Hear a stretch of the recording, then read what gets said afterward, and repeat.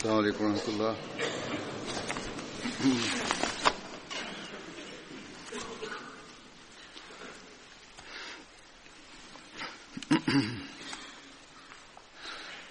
أشهد أن لا إله إلا الله وحده لا شريك له وأشهد أن محمدا عبده ورسوله أما بعد فأعوذ بالله من الشيطان الرجيم بسم الله الرحمن الرحيم الحمد لله رب العالمين الرحمن الرحيم مالك يوم الدين إياك نعبد وإياك نستعين اهدنا الصراط المستقيم صراط الذين أنعمت عليهم غير المغضوب عليهم ولا الضالين.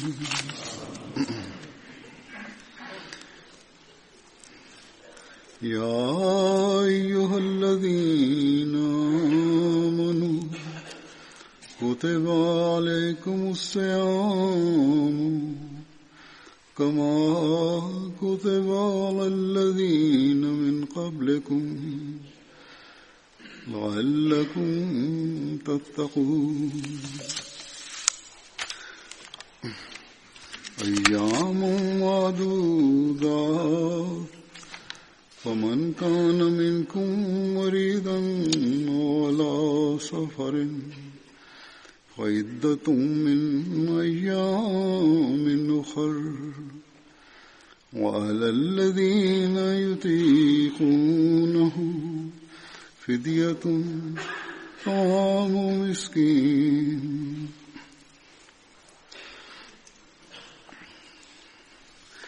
فمن تطوع خيرا فهو خير الله وأن تصوموا خير لكم إن كنتم تعلمون.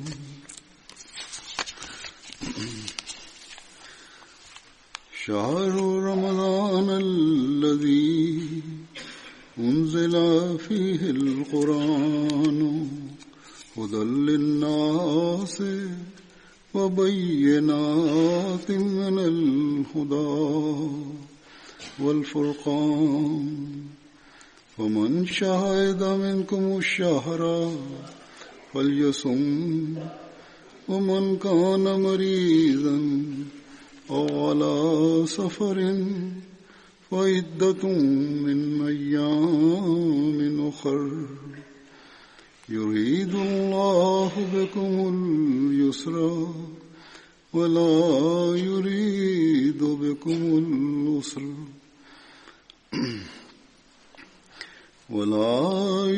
بكم العسر ولتكملوا العدة ولتكبروا الله على ما هداكم ولعلكم تشكرون.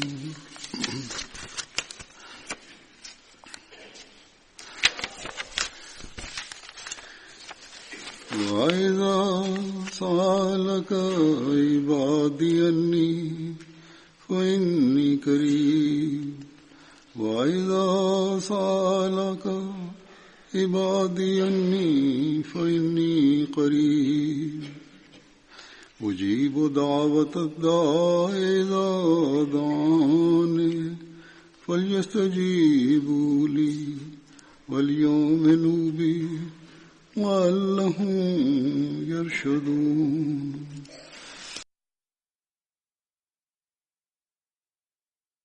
Hai orang-orang yang beriman, diwajibkan atasmu berpuasa, sebagaimana telah diwajibkan atas orang-orang sebelummu, supaya kamu terpelihara dari segala keburukan dan terhindar dari kelemahan rohani dan akhlaki.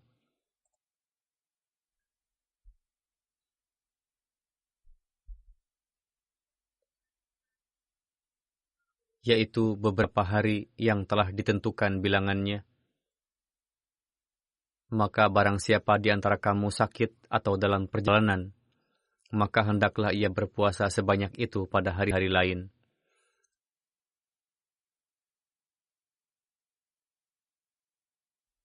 Dan bagi orang-orang yang tidak sanggup berpuasa, hendaklah membayar fidyah, yaitu memberi makan seorang miskin.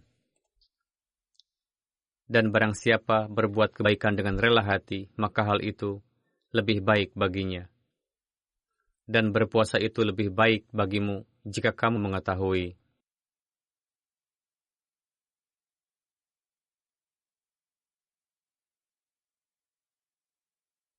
Bulan Ramadan adalah bulan yang di dalamnya Al-Quran diturunkan sebagai petunjuk bagi manusia dan keterangan-keterangan yang nyata mengenai petunjuk dan Furqan.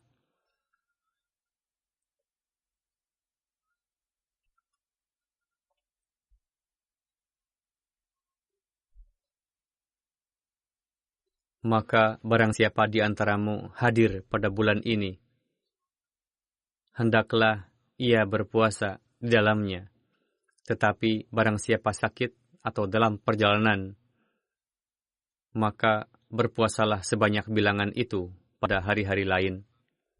Allah menghendaki kemudahan bagimu, dan Dia tidak menghendaki kesukaran bagimu, dan Dia menghendaki supaya kamu menyempurnakan bilangan itu, dan supaya kamu mengagungkan Allah, karena Dia telah memberi petunjuk kepadamu, dan supaya kamu bersyukur. Dan apabila hamba-hambaku bertanya kepada engkau tentang aku, maka katakanlah, sesungguhnya aku dekat. Aku mengabulkan doa-doa orang yang berdoa apabila ia berdoa kepadaku. Karena itu, hendaklah mereka menyambut seruanku dan beriman kepadaku, supaya mereka mendapat petunjuk. Pada ayat-ayat tersebut, Allah Ta'ala menjelaskan berkenaan dengan kewajiban puasa, keutamaannya, kewajiban orang mukmin pada bulan tersebut, dan juga cara-cara untuk terkabulnya doa. Allah Ta'ala telah menetapkan suatu bulan bagi kita, di mana di dalamnya Allah Ta'ala berada pada posisi terdekat dengan hamba-hambanya dan membelenggu syaitan. Jadi, ketika sedemikian rupa dibukakan pintu rahmat dan karunia oleh Allah Ta'ala, untuk itu betapa kita harus mendengar perintah Allah Ta'ala dan berusaha untuk melaksanakan hak-hak puasa. Hadrat Rasulullah pernah bersabda, "Jika saja kalian mengetahui apa saja keutamaan Ramadan dan betapa besarnya kasih sayang Allah Ta'ala atas kalian, maka kalian akan berhasrat supaya Ramadan berlangsung sepanjang tahun, supaya kita dapat mengumpulkan karunia Allah Ta'ala sepanjang tahun." Walhasil, Allah Ta'ala telah mewajibkan puasa semata-mata untuk kemanfaatan kita juga. Kita dapat meraih berbagai macam manfaat dari puasa, baik rohani maupun jasmani. Saat ini, para dokter non-muslim pun tengah mengakui, yang mana sebelum ini hanya beberapa saja, namun sekarang jumlahnya terus meningkat, bahwa dengan puasa dapat berdampak baik bagi kesehatan manusia. Bahkan sebagian non-muslim pun menulis bahwa puasa dapat menimbulkan kedisiplinan dalam hidup manusia. seorang mukmin hakiki berpengalaman dalam hal itu, sekalipun orang-orang duniawi itu mengatakannya ataupun tidak, yakni di satu sisi puasa dapat memperbaiki kondisi fisik manusia, sementara di sisi lain, lebih dari itu, puasa juga dapat membawa manusia kepada kondisi rohani yang lebih baik. Jadi, kita harus mengamalkan perintah Allah Ta'ala tersebut dan berusaha penuh pada bulan Ramadan ini agar kondisi rohani kita mengalami peningkatan. Hal-hal yang Allah Ta'ala jelaskan pada ayat-ayat tadi, di antaranya bahwa seorang Muslim hakiki yang kepadanya diwajibkan untuk berpuasa, yang mana maksud puasa di sini bukanlah semata-mata hanya menahan lapar dan dahaga dari subuh sampai sore. Hadrat Masih Maud Islam bersabda, dengan puasa ini Allah Ta'ala menghendaki supaya kita mengurangi satu asupan makanan untuk meningkatkan yang lainnya. Seorang yang berpuasa hendaknya memperhatikan bahwa yang menjadi tujuan janganlah hanya menahan lapar dan dahaga semata, melainkan sibukkanlah diri untuk mengingat Allah Ta'ala supaya dapat meraih tabattul dan inqita, yakni mengalami peningkatan dalam hubungan dengan Allah Ta'ala, ibadah, dan berzikir kepadanya. Kurangilah perhatian kepada dunia. Memang, urusan duniawi selalunya mengikuti, namun sembari mengerjakannya, pusatkanlah ingatan pada Allah Ta'ala, pandangan senantiasa tertuju pada hukum-hukumnya, dan mengingatnya. Beliau bersabda, maksud dari puasa semata-mata untuk meninggalkan satu roti yang dapat merawat tubuh jasmani, lalu meraih roti lainnya yang dapat memenuhi kebutuhan ruh.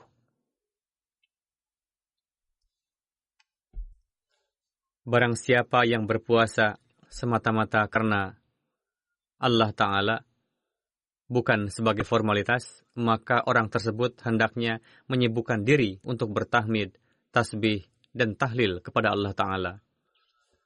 Hadrat Rasulullah SAW bersabda, Allah Ta'ala tidaklah memerlukan lapar dan dahaga kalian. Setelah menjelaskan bahwa puasa diwajibkan bagi kita,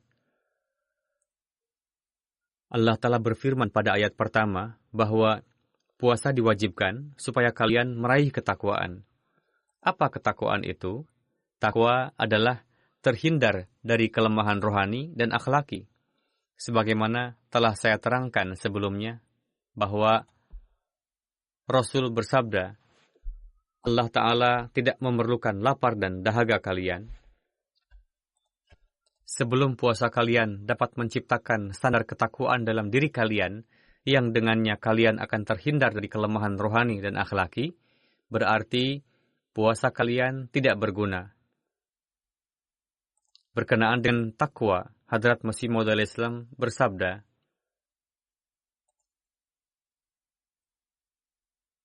untuk menjadi seorang muttaqi adalah perlu untuk benar-benar meninggalkan keburukan-keburukan yang besar seperti zina, mencuri, merampas hak orang lain, ria, sombong, menghina, dan bakhil.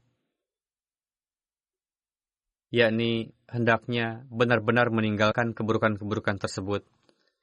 Seiring dengan meninggalkan perbuatan buruk tadi, lalu mengamalkan akhlak mulia, dengan berakhlak baik dan bersimpati kepada orang lain, memperbaiki akhlak.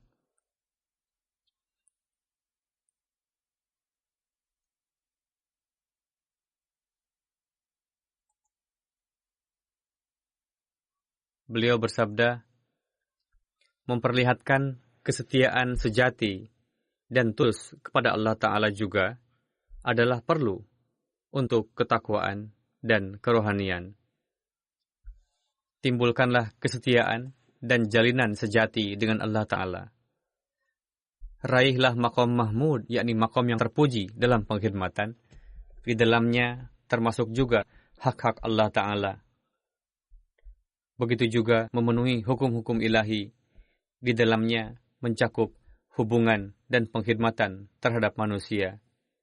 Yakni lakukan pengkhidmatan tanpa pamrih, sehingga orang-orang yang menyaksikan akan berkesan dan berkata, memang benar orang ini tengah berkhidmat karena Allah Ta'ala semata. Tidak ada unsur kemaslahatan pribadi di dalamnya. Bersabda, jika itu dapat terpenuhi, maka seorang manusia layak disebut muttaqi. Barang siapa yang di dalam dirinya terkumpul semua kebaikan itu, maka dialah yang merupakan muttaqi hakiki. Yakni jika di dalam diri seorang hanya terdapat salah satu dari sekian akhlak mulia itu, maka orang seperti itu tidak dapat disebut muttaqi sebelum segenap akhlak mulia itu berkumpul di dalam dirinya. Bagi orang yang seperti itu tidak akan dilanda ketakutan ataupun kesedihan.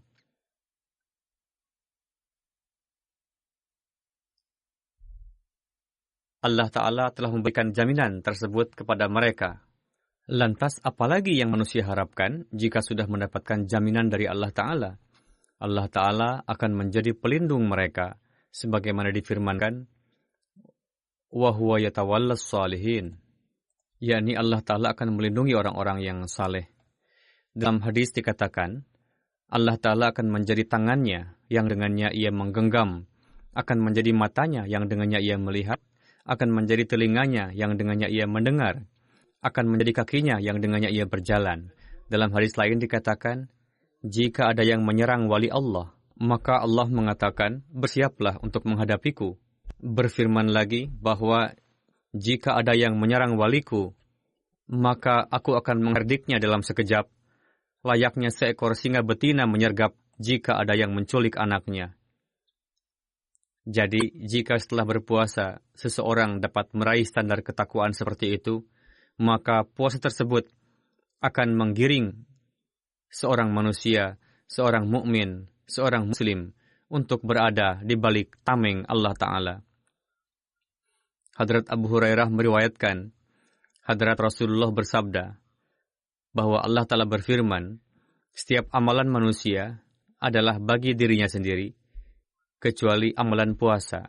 Allah Ta'ala berfirman, manusia berpuasa demi aku. Yakni seorang mukmin hakiki berpuasa karena Allah.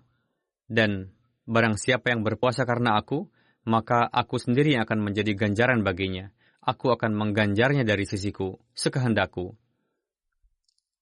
Rasulullah bersabda, puasa merupakan tameng.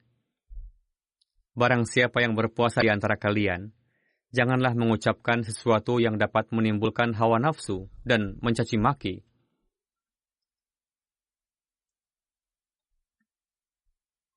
Jika ada yang mencacinya, atau ada yang mengajaknya berkelahi, hendaknya menjawabnya bahwa aku sedang berpuasa.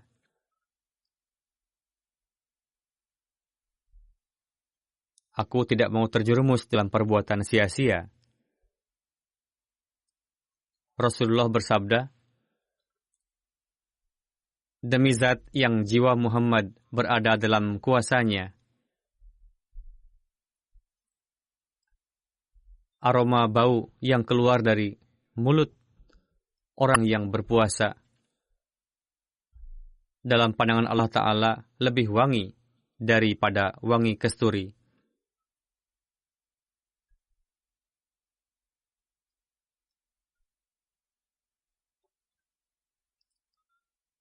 Rasulullah bersabda, bagi orang yang berpuasa terdapat dua kebahagiaan yang membahagiakannya. Pertama, ketika berbuka puasa, ia bahagia karena Allah Ta'ala telah memberikan taufik untuk berbuka puasa. Kedua, ketika ia berjumpa dengan Tuhannya, ia akan bahagia karena puasa. Karena pada saat itu Allah Ta'ala berfirman, aku akan menjadi ganjaran baginya, aku akan berikan ganjaran padanya. Ketika Allah Ta'ala memberikan ganjaran yang tak terhingga kepada orang yang berpuasa karena Allah, pada saat itu kebahagiaannya tak terhingga. Walhasil, inilah standar ketakwaan yang harus diraih oleh orang yang berpuasa secara hakiki.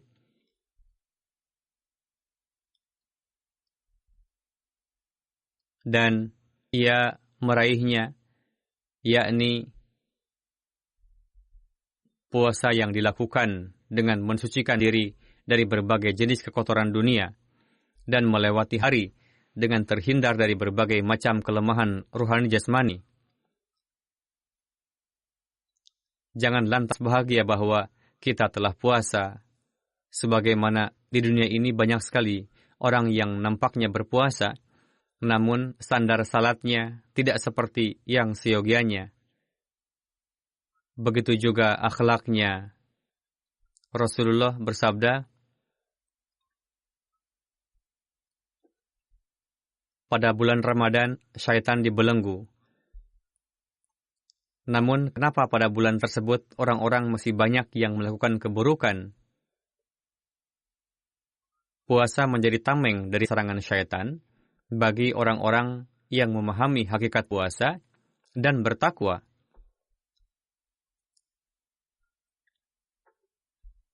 Inilah tujuan sebenarnya yang harus kita perhatikan setiap saat. Namun, pada tempat lain, Rasul juga bersabda, memang pada bulan Ramadan, pintu surga dibuka, pintu neraka ditutup, dan syaitan dibelenggu. Namun, meskipun demikian, Rasulullah juga menekankan bahwa barang siapa yang mendapati Ramadan, tetapi tidak diampuni dari dosa, lantas kapan lagi akan diampuni? Sabda beliau ini ditujukan kepada kita, kepada mereka yang mengaku sebagai Muslim, yang kepadanya Allah Ta'ala berfirman bahwa puasa telah diwajibkan bagi kalian, supaya pada bulan tersebut kalian hanya dan hanya mengupayakan untuk meraih ketinggian dalam ibadah kepada Allah Ta'ala dan standar akhlaki. Namun jika tidak melakukannya, maka tibanya bulan Ramadan, dibelenggunya syaitan, dibukakannya pintu surga, dan ditutupnya pintu neraka, tidak akan memberikan manfaat apa-apa. Rasul bersabda, meskipun rahmat Allah Ta'ala maha luas, namun jika tidak ada terdapat sarana untuk pengampunan, lantas kapan lagi? Untuk itu, kita jangan hanya bahagia dengan datangnya Ramadan, lalu mengucapkan mubarak ke sana kemari, melainkan kita harus mengevaluasi diri, yakni apakah kita tengah berupaya untuk dapat meraih tujuan puasa Ramadan, seperti yang telah Allah jelaskan atau tidak. Semoga Allah Ta'ala memberikan taufik kepada kita untuk dapat meraihnya, dan semoga Allah Ta'ala menyelimuti kita dengan cadar ampunan dan maghfirahnya. Pada ayat berikutnya difirmankan, dalam kondisi apa saja kalian diizinkan untuk tidak berpuasa. Sebelum menjelaskan hal itu, telah dijelaskan bahwa firman Allah Ta'ala yang menyatakan, Aku sendiri yang akan menjadi ganjaran bagi orang yang berpuasa, dan secara khusus memberikan sarana pengampunan kepada orang-orang mukmin. Namun, janganlah berpikiran bahwa dengan berpuasa kita telah melakukan satu pengorbanan besar, yang karenanya Allah Ta'ala melebarkan cadar kasih sayang, kecintaan, dan ampunan.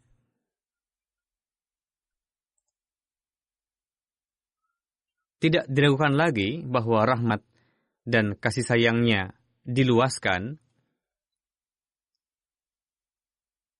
namun dengan berpuasa bukanlah berarti kita telah melakukan pengorbanan yang sangat besar.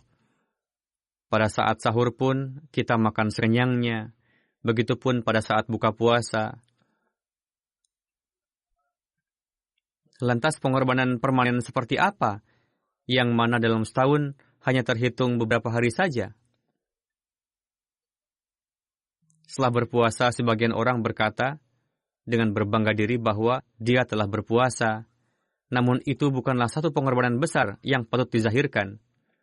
Karena setelah melakukan pengorbanan yang teramat besar pun, seorang mukmin sejati alih-alih menzahirkannya, akan tetap merasa khawatir, memikirkan bagaimana supaya Allah Ta'ala ridho dengannya. Allah Ta'ala berfirman, hitungannya hanya beberapa hari saja, dan 1/12 dalam setahun. Bersabda, dengan demikian, ini bukanlah satu pengorbanan yang sangat besar. Dalam bulan tersebut, Allah Ta'ala menganugerahkan rahmat-Nya padamu. Dalam beberapa hari tersebut, jika kalian jatuh sakit atau dalam safar, maka ada keringanan untuk tidak berpuasa. Namun bilangan hari yang luput dari puasa itu harus dipenuhi kapanpun pada hari-hari lainnya sepanjang tahun. Begitu juga bagi yang sakit menahun, bahkan dokter menganjurkan untuk tidak berpuasa. Jika demikian adanya, maka jika mampu, berikanlah makanan kepada seorang miskin supaya dapat melaksanakan puasa. Jika mampu, penting baginya untuk memberi makan kepada seorang miskin sesuai dengan makanan yang dimakannya, kecuali sedemikian rupa lemah kondisi ekonominya, sehingga ia sendiri menggantungkan hidupnya dari sedekah dan bantuan. Jika ia mampu, maka bayarlah fidyah dan juga mengganti puasa yang luput.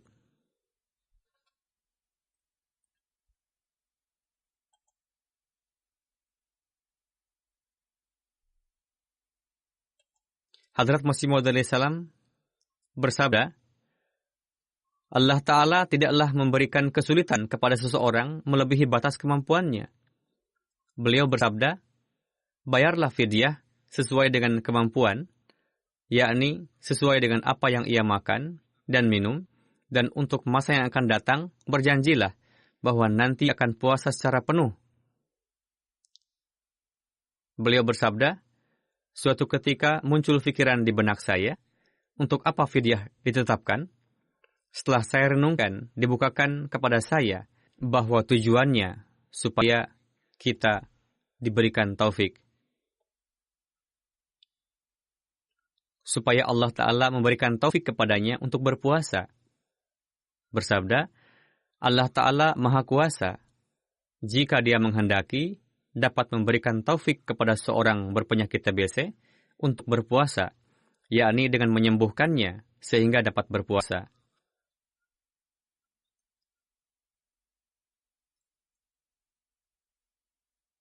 Beliau bersabda, inilah maksud dari fidyah, yakni supaya ia mendapatkan kekuatan, dan itu dapat diraih dengan karunia Allah Ta'ala. Beliau bersabda, jadi menurut hemat saya, manusia hendaknya berdoa sebanyak-banyaknya. Ya Tuhan, bulan ini merupakan bulan Engkau yang berberkat, namun aku luput darinya. Entahlah, apakah tahun depan aku masih hidup ataukah tidak? Atau apakah aku mampu melunasi puasaku yang telah luput ataukah tidak? Apakah kesehatan mengizinkan kembali ataukah tidak?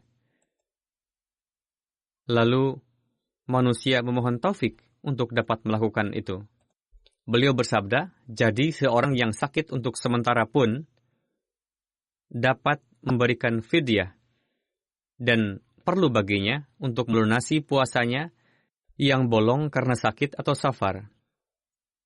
Kedua hal tersebut terbukti darinya. Beliau bersabda, bagi mereka yang sembuh dan mampu untuk berpuasa kembali, jika hanya mencukupkan pada membayar fidyah saja, maka sama saja dengan membuka pintu bid'ah yang keliru. Bagi mereka yang sakit ketika Ramadan, lalu sembuh setelah Ramadan berlalu, jika orang seperti itu hanya mencukupkan pada fidyah saja, berarti membuka pintu bid'ah.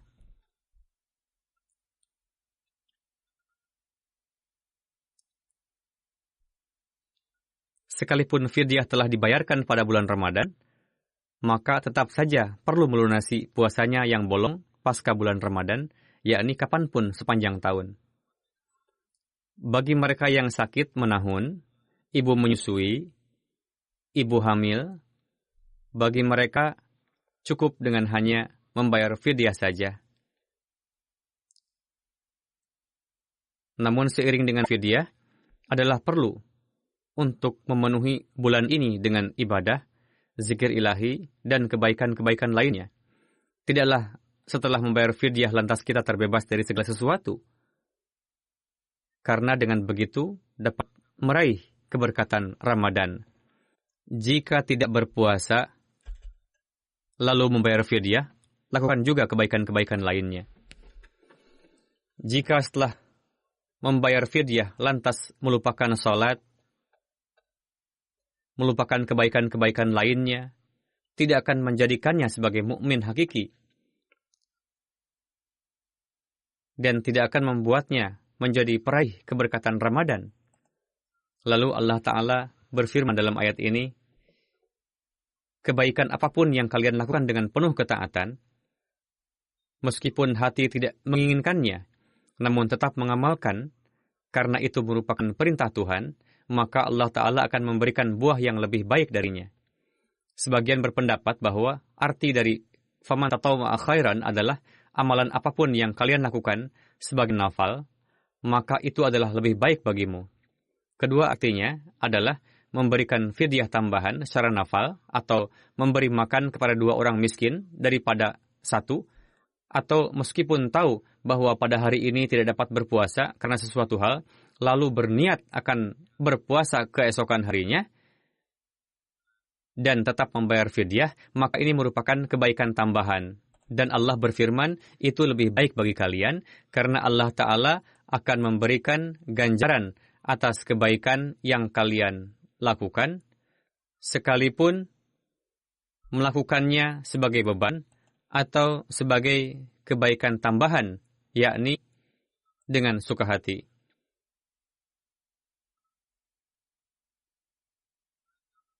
Pada akhir ayat tersebut, Allah Ta'ala berfirman bahwa berpuasa bagi kalian adalah lebih baik dari berbagai sisi. Pada ayat berikutnya, Allah Ta'ala berfirman, pada bulan ini, kami telah menurunkan Al-Quran yang merupakan sumber hidayah bagi kalian, dan merupakan dalil-dalil yang terang dan jelas, dan di dalamnya terkandung tanda-tanda. Walhasil, Al-Quran memiliki keterikatan khusus dengan bulan Ramadan. Pada bulan ini, kita harus berusaha untuk membacanya, merenungkannya, mencari hukum-hukumnya, lalu mengamalkannya. Supaya dengan mengamalkan itu, kita dapat meraih keberkatan hakiki dari puasa Ramadan.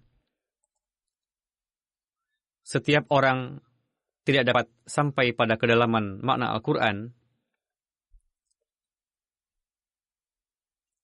Untuk itu, bagi mereka yang dapat membaca Al-Quran dengan terjemahannya, dan dimanapun diadakan daras Al-Quran oleh jemaat, kita hendaknya memanfaatkannya.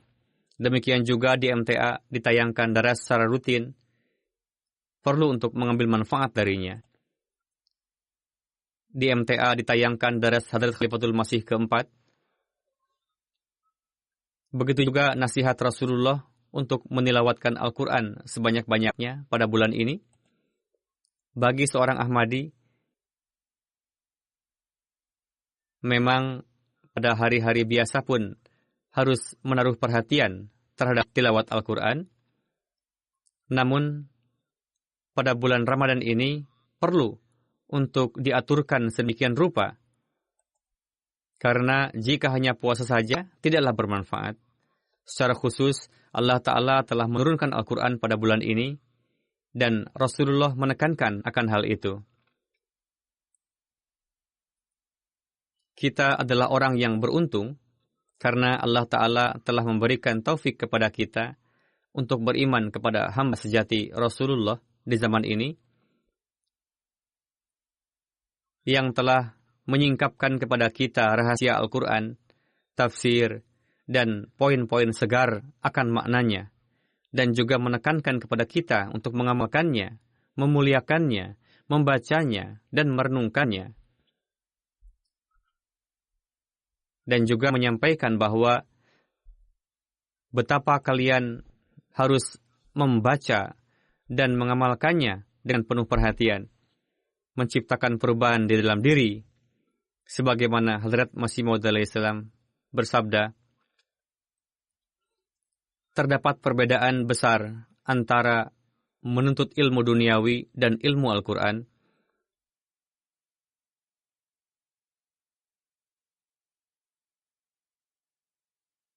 Untuk meraih ilmu duniawi, tidak disyaratkan adanya ketakwaan. Untuk hanya mempelajari ilmu saraf nahu, falsafah, astronomi, ketabiban, tidaklah diperlukan adanya ketakwaan.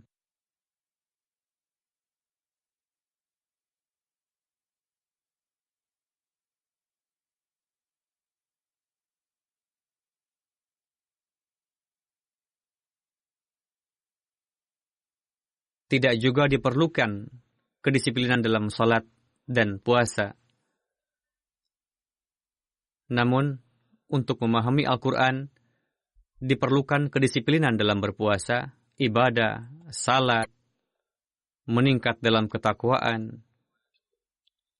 Adalah perlu untuk disiplin dalam salat, puasa, memperhatikan perintah dan larangan yang telah Allah berikan,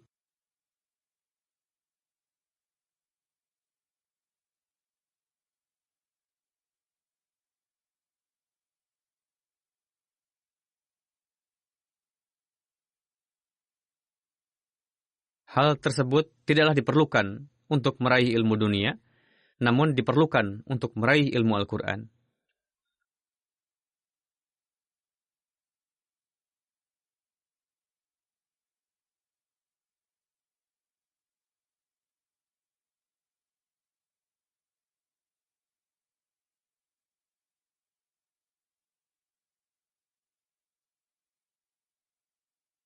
Beliau bersabda, selaraskanlah perbuatan dan ucapan kita dengan hukum-hukum ilahi.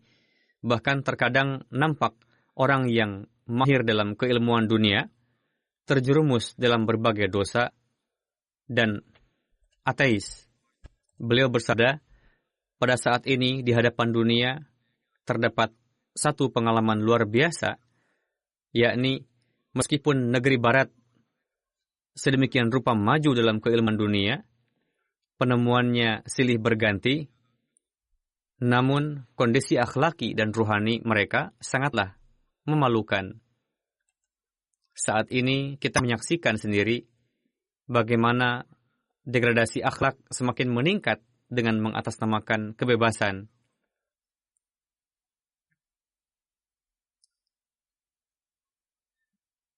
Berita yang diterbitkan berkenaan dengan taman-taman di London dan hotel-hotel di Paris yang sangat memilukan, sehingga untuk menyebutkannya pun kita malu. Namun untuk meraih ilmu samawi dan rahasia Al-Quran, ketakwaan merupakan syarat utama.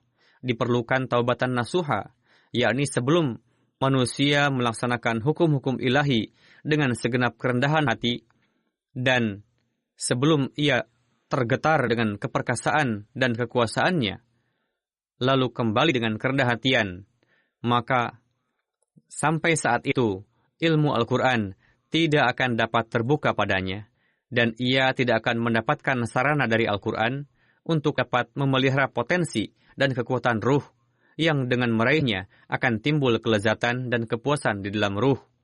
Jadi, untuk memahami ilmu Al-Quran sangat diperlukan ketakwaan. Beliau bersabda, Quran Syarif adalah kitab Allah, dan ilmunya berada di tangan Allah, dan ketakwaan berfungsi sebagai tangga untuk menuju padanya. Jika kalian menggunakan tangga tersebut, maka kalian akan dapat memahami ilmu Al-Quran.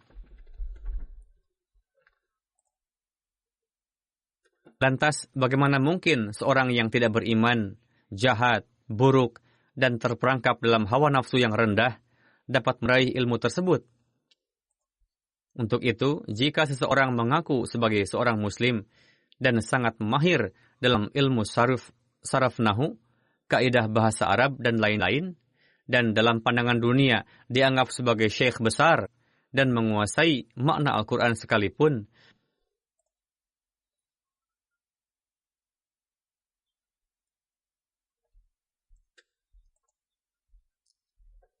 namun jika dia tidak mensucikan diri maka ia tidak akan dianugerahi bagian ilmu Al-Quran.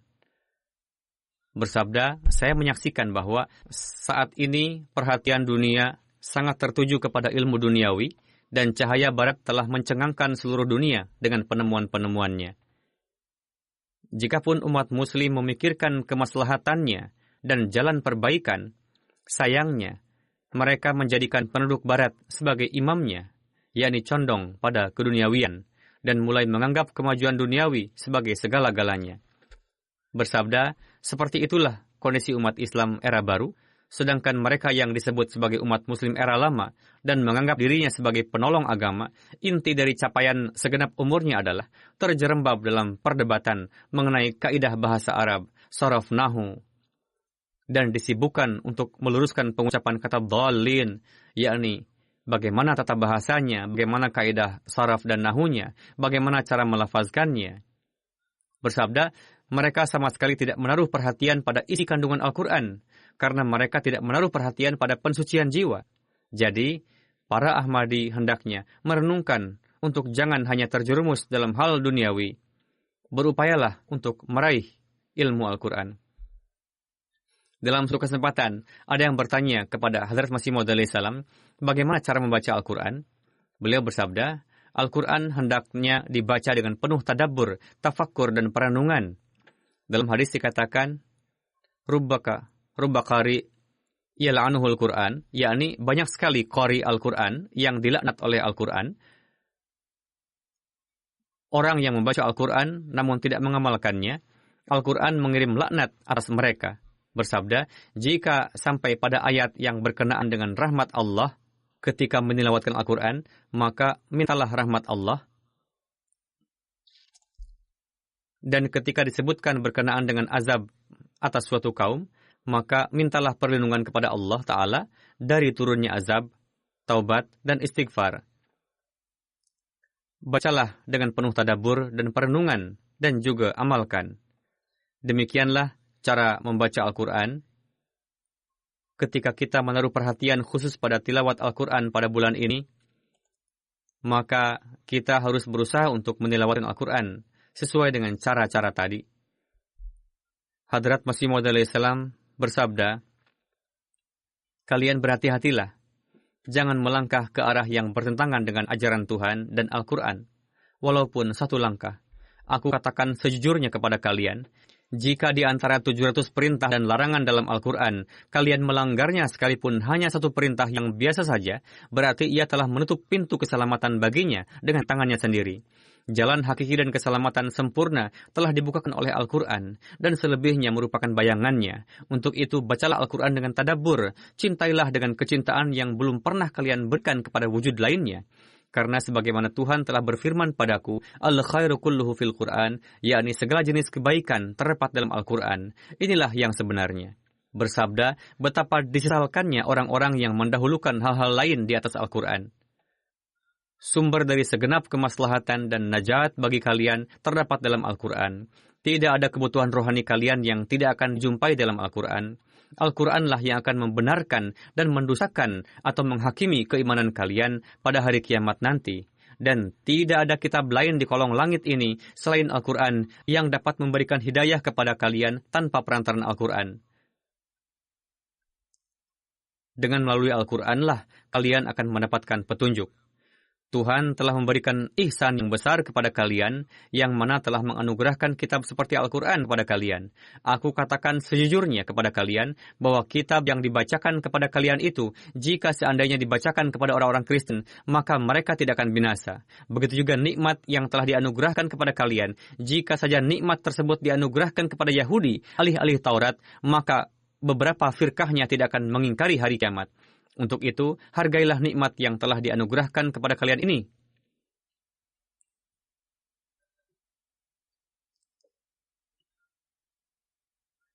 Ini merupakan nikmat yang sangat indah, harta kekayaan yang besar. Jika Quran tidak turun, maka seluruh dunia akan seperti segumpal daging yang kotor. Hidayah lain, jika dibandingkan dengan Al-Quran, tidaklah berarti. Walhasil, kita harus menaruh perhatian khusus untuk membaca, memahami, dan mengamalkan seluruh petunjuk Al-Quran. dalam bulan Ramadan, perhatian banyak orang tertuju pada Al-Quran, maka perlu baginya untuk menjadikannya sebagai bagian permanen dari kehidupannya. Sebagaimana Allah Ta'ala menekankan orang mukmin untuk secara khusus membaca Al-Quran pada bulan Ramadan ini. Untuk itu, dengan melalui bulan mujahadah ini, jika kita menaruh perhatian khusus terhadap Al-Quran, maka kebiasaan itu pula akan menular pada hari-hari biasa selain Ramadan. Jika tidak, tujuan Allah Ta'ala mengarahkan perhatian pada Al-Quran pada bulan Ramadan akan berakhir di sana. Seorang mukmin adalah orang yang mencari kebaikan secara istiqomah dan terus menjalankannya. Ini merupakan petunjuk agung yang Allah Ta'ala sampaikan kepada kita dengan perantaraan Rasulullah Sallallahu Alaihi Wasallam. Untuk itu, kita harus berusaha sebisa mungkin untuk menjadikannya sebagai sarana petunjuk bagi diri kita sendiri. Menjelaskan lebih lanjut dari ayat tersebut, beliau memberikan petunjuk untuk disiplin dalam berpuasa. Bagi orang yang sakit dan dalam perjalanan, harus mengganti puasa mereka yang luput setelahnya. Dengan hanya membayar fidyah saja, tidak lantas kalian dapat mengganti puasa yang luput itu. Pemberian keringanan untuk tidak puasa bagi orang sakit dan musafir merupakan bentuk ihsan dari Allah Ta'ala kepada kalian. Karena Allah Ta'ala tidak menghendaki kesulitan bagi hambanya. Lalu bersabda, pada saat puasa khususkanlah untuk menyanjung keagungan Allah Ta'ala, zikir ilahi, dan penuhilah waktu dengan ibadah. Dan bersyukurlah karena Allah Ta'ala telah menurunkan suatu kitab petunjuk yang agung bagi kalian. Kitab lengkap yang berisi petunjuk yang sempurna. Adapun hak dalam bersyukur akan terpenuhi jika kita mengamalkannya. Pada ayat berikutnya, Allah Ta'ala berfirman, "Hambaku yang mencariku, dan dalam pencarian itu secara khusus ia memohon." Dan dalam bulan Ramadan lebih ditingkatkan lagi pencarian itu. Katakanlah bahwa aku dekat, aku mendengarkan permohonannya. Jika hambaku memohon dengan tulus, aku pasti akan kabulkan. Namun, untuk menjadikan doa itu terkabul, adalah penting supaya orang yang berdoa itu menaati ucapanku, taat pada perintahku, dan memiliki keimanan yang teguh padaku. Ada orang yang mengeluh dengan berkata bahwa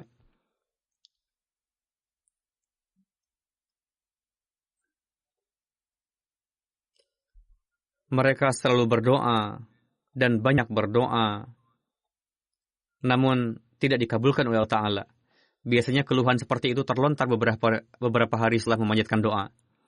Jika kita tidak menuruti petunjuk Allah Ta'ala, tidak mengamalkannya, tidak berusaha meraih kecintaan kepada Allah Ta'ala, tidak menjadi hamba sejatinya, sementara hanya menyeru kepadanya ketika menghadapi kesulitan atau penderitaan, setelah itu melupakannya lagi.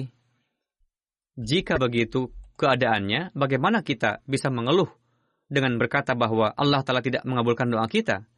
Pertama-tama, kita harus menata diri kita, dan untuk menata diri diperlukan upaya dan diperlukan doa untuk menarik karunia Allah Ta'ala. Untuk itu, kita harus berdoa. Dengan begitu, Allah Ta'ala akan memberikan sarana ketentraman dan ketenangan pada kita. Jika hati mendapatkan ketentraman dan ketenangan, itu merupakan pengabulan. Lalu, seperti halnya Allah Ta'ala mengabulkan doa-doa hambanya yang tulus,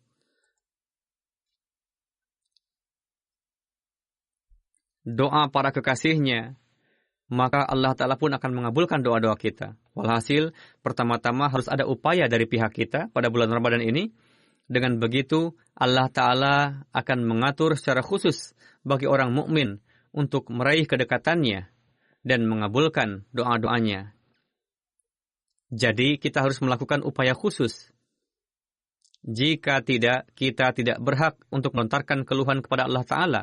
Kenapa doa tidak dikabulkan dan sebagainya. Berkenaan cara berdoa dan untuk mengkondisikan diri untuk terkabulnya doa, bagaimana petunjuk Hadrat Masih Maud alaihissalam? Beliau bersabda, adalah benar bahwa barang siapa tidak mengamalkan, dia tidak berdoa, melainkan menguji Allah Ta'ala. Untuk itu, sebelum memanjatkan doa, perlu bagi kita untuk mengerahkan segenap kapasitas, dan inilah makna dari doa. Lalu beliau bersabda bahwa setiap hari kita berdoa, dan seluruh salat pun merupakan doa yang kita bacakan. Memang tidak diragukan bahwa salat adalah doa, namun kondisi yang harus tercipta dan merupakan tujuan hakiki dari doa adalah perlu. Karena doa yang muncul setelah ma'rifat dan dengan perantaraan karunia memiliki corak dan kondisi yang berbeda. Ia menjadi sesuatu yang dapat memfanakan, menjadi api yang membakar, menjadi magnet yang dapat menarik rahmat, menjadi maut yang pada akhirnya akan menghidupkan, menjadi badai ombak yang pada akhirnya akan menjadi kapal perahu yang menyelamatkan. Segala permasalahan akan terselesaikan dengannya. Dengannya, setiap racun pada akhirnya akan menjadi penawarnya. Walhasil, doa hakiki akan memperlihatkan pengaruhnya seperti itu. Selamatlah bagi para tawanan yang tak kenal lelah dalam berdoa, karena suatu saat ia akan meraih kebebasan. Selamatlah bagi orang buta yang tidak malas berdoa, karena suatu hari ia akan dapat melihat.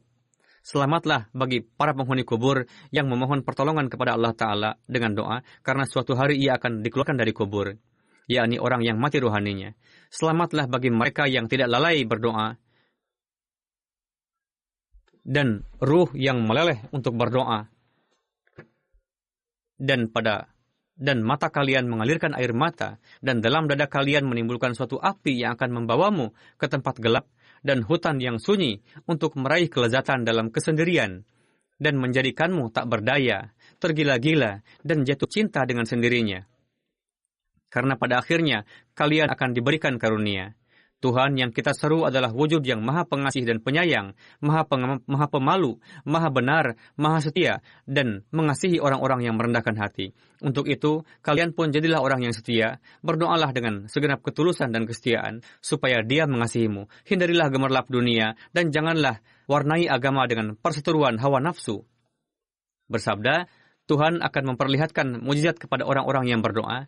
Orang-orang yang memohon akan dianugerahi nikmat yang luar biasa. Doa datang dari Allah Ta'ala dan tertuju kepada Allah Ta'ala juga. Dengan doa, Tuhan akan begitu dekat sebagaimana jiwamu dekat denganmu. Nikmat pertama dari doa adalah akan tercipta perubahan suci dalam diri manusia. Bersabda, doa merupakan eliksir yang dapat merubah debu menjadi zat kimia, merupakan air yang akan membasuh kekotoran diri. Bersama dengan doa tersebut, ruh menjadi meleleh dan layaknya air yang mengalir terjatuh pada singgasana ilahi. Ia berdiri di hadapan Allah Ta'ala, ruku juga, sujud juga. Sebagai bayangan dari itulah salat yang diajarkan dalam Islam. Tegaknya ruh, maksudnya ia bersikap tabah dalam menghadapi setiap musibah demi Tuhan, senantiasa siaga untuk taat pada perintah ilahi. Ruku maksudnya tunduk, yakni meninggalkan segenap kecintaan dan hubungan lain, lalu tunduk kepada Allah Ta'ala dan menjadi miliknya. Sujud maksudnya ia tersungkur di haribaannya, lalu melenyapkan diri dan menghilangkan jejak wujudnya. Inilah salat yang dapat mempertemukan dengan Allah Ta'ala, dan syariat Islam menampilkan gambaran tersebut dalam salat biasa, supaya salat gerakan jasmani itu menjadi penggerak dan menggiring kita kepada salat rohani. Jadi, inilah kondisi yang harus kita ciptakan di dalam diri kita, sehingga kita bisa melihat pengabulan dari doa-doa. Bersamaan dengan berpuasa di bulan Ramadan, kita pun mengambil faedah dari hakikat ibadah dan juga melihat pengabulan dari doa-doa. Jika ada suatu kekurangan dalam pengabulan doa kita, maka kelemahan itu ada di dalam diri kita. Karena firman Allah Ta'ala tidak mungkin keliru. Di hari-hari puasa ini, kita hendaknya secara khusus banyak berdoa untuk perbaikan kondisi diri kita. Allah Ta'ala yang sejak sebelumnya pun sudah dekat dengan para hambanya, di hari-hari ini menjadi lebih dekat lagi. Bersujudlah di hadapan Allah Ta'ala dengan penuh keikhlasan dalam ibadah-ibadah wajib dan nafal kita. Hadrat Rasulullah SAW bersabda kepada kita, 10 hari pertama di bulan ini adalah rahmat. 10 hari pertengahan di bulan ini adalah sarana untuk meraih magfirah atau ampunan. Dan 10 hari terakhirnya adalah sarana untuk menyelamatkan dari Jahannam. Semoga Allah telah menjadikan kita hambanya yang hakiki dan menaungi kita dalam naungan rahmat dan ampunannya, dan kita bisa meraih keberkatan dari bulan ini. Di hari-hari ini secara khusus berdoalah untuk jemaat. Semoga Allah Ta'ala membalikan kejahatan para musuh jemaat kepada mereka sendiri, dan dimanapun makar-makar untuk menentang jemaat lancarkan, semoga Allah Ta'ala menggagalkan usaha-usaha dan makar-makar mereka. Berdoa jugalah untuk umat muslim, semoga Allah Ta'ala menghentikan dan menyelamatkan mereka dari berbuat kezaliman dan saling menyembelih, dan menyelamatkan kaum muslimin yang tulus. Semoga mereka menjadi pengikut imam zaman ini. Berdoa jugalah untuk kondisi dunia yang tengah begitu cepat melaju ke arah kehancuran yang begitu besar. Semoga Allah Ta'ala memberikan akal kepada dunia dan mereka dapat mengenal Allah Ta'ala sehingga bisa selamat dari kehancuran ini. Setelah salat Jumat nanti saya akan memimpin salat jenazah gaib.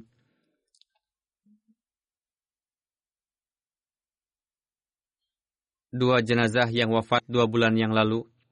Akan tetapi saya baru mendapatkan detailnya sekarang. Saya yang pertama bernama almarhum Mukarram Dr. Tahir Aziz Ahmad Sahib bin Arsyadullah Bhatti Sahib. Dan yang kedua almarhum Dr. Iftikhar Ahmad Sahib bin Dr. Khawajah Nazir Ahmad Sahib dari Amerika.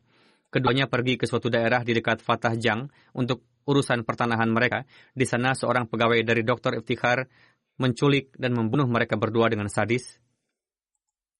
Inna lillahi wa inna ilaihi raji'un. Di sana di Pakistan, para pembunuh tidak takut bahwa mereka akan ditangkap. Jika mereka membunuh seorang Ahmadi, maka mereka beranggapan akan mendapatkan pahala karena membunuh seorang Ahmadi. Kemudian para Maulwi juga akan bersimpati dan berusaha untuk membebaskan mereka. Bahkan betul-betul mengusahakannya, sehingga mengikut sertakan faktor keahmadiyahan korban. Jadi kita bisa mengatakan bahwa ini juga adalah pensyahidan dari sisi ini. Dr. Tahir Aziz Sahib lahir di Mitha Tiwana pada 27 November 67. Jemaat dalam keluarga beliau bermula dari kakek buyut beliau, Hadrat Maulwi Nur Ahmad Sahib radhiyallahu anhu dari Lodi Nanggal, distrik Gurdaspur. Hadrat Maulwi Nur Ahmad Sahib menolak untuk menandatangani fatwa kafir yang disiapkan oleh Maulwi Muhammad Hussein Batalwi untuk menentang Hadrat Masih Maud alaihi salam. Dan beliau menulis surat kepada Maulwi Muhammad Hussein Batalwi mengenai hal ini yang diterbitkan di dalam edisi pertama majalah Al-Hakam pada 10 Oktober tahun 1897. Hadrat Masih Maud alaihi salam juga memanggil ayah dari Hadrat Maulwi Nur Ahmad Sahib yang bernama Maulwi Datah Bhatti Sahib ke Kadian untuk mengajar Mirza Sultan Ahmad Sahib dan Mirza Afzal Ahmad Sahib, yang mana ini diriwayatkan juga dalam Tarikh Ahmadiyat jilid pertama. Almarhum setelah menyelesaikan matrik, lulus mengikuti ujian DHMS dari Islamabad Homeopathic Medical College. Kemudian beliau mulai membuka praktek di Chata Bakhtawar, Islamabad. Seorang dokter yang penyayang, berakhlak mulia, rendah hati, sosok yang simpatik dan kepribadian menawan. Beliau menjadi dokter untuk waktu yang lama dan rumah beliau digunakan untuk salat center. Beliau memiliki hubungan yang sangat baik dengan khilafat. Ketika beliau wafat, ratusan gair Ahmadi, baik laki-laki maupun perempuan, melakukan takziah dan mereka menyatakan kewafatan beliau sebagai kedukaan nasional. Selain istri beliau, beliau meninggalkan 2 putra dan 1 putri. Putra beliau tinggal di sini di London. Menantu dari Rana Khalid Sahib. Kakak beliau, Fuzail Iyas Sahib, seorang wakaf zindagi dan mubalik. Sebelumnya beliau berkhidmat di MTA, saat ini di Jamiah Ahmadiyah Rabwah. Yang kedua adalah almarhum Dr. Iftikhar Ahmad Sahib. Beliau berasal dari Tarigri, distrik Gujranwala. Beliau adalah cucu dari sahabat Hadrat Masih Maud alaihi salam. Hadrat Muhammad Jamal Sahib Ridlanhu. Di dalam keluarga beliau, Ahmadiyah bermula dari kakek beliau, Khajah Jalaluddin Sahib di masa Khalifatul Masih Sani. Ayah beliau, Khawajah Nazir Ahmad Sahib, mendapatkan taufik untuk mengajar kimia di Talimul Islam Rabwah. Almarhum Dr. Sahib setelah menyelesaikan MBBS di King Edward Medical College Lahore, beliau mendapatkan taufik berkhidmat di klinik Ahmadiyah di Kaduna, Nigeria selama kurang lebih 3 tahun. Setelah itu beliau pergi ke Amerika.